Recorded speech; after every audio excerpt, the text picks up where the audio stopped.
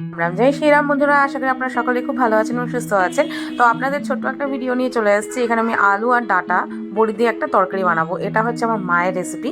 এটা খেতে দারুণ লাগে। এখানে আমি টমেটো, রসুন, একটু আদা আর পেঁয়াজ সমস্ত কিছু পেস্ট করে নিয়েছি।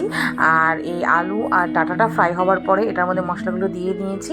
এবার ভালো মতন এটাকে কষিয়ে নেবো। আর এখন তো আমাদের এখানে বৃষ্টি পড়ছে, তো বৃষ্টির দিনে এভাবে করে গরম গরম আর ঝাল ঝাল রাতের বেলায় ডিনারে ভাতের সাথে খেতে দারুণ লাগে, দারুণ। বন্ধুরা, আপনারা এভাবে একবার ট্রাই করে দেখবেন। ডাঁটা আলু বড়ি দিয়ে তরকারি, এটা আমার মা বানায়, খেতে খুবই টেস্টি হয়। তো আমি আজকে বানিয়েছি।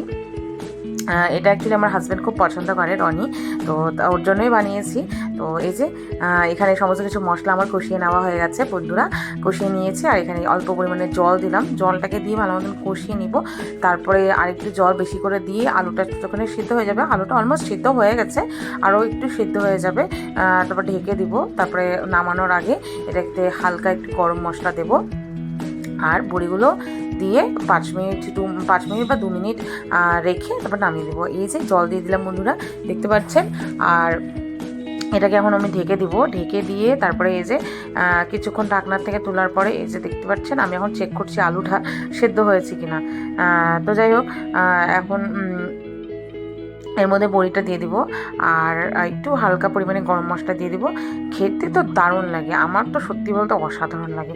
এটা আমার মার কাছ থেকে শিখেছি, সত্যি বলছি, দারুণ লাগে। আপনারা একবার ট্রাই করে দেখবেন বন্ধুরা।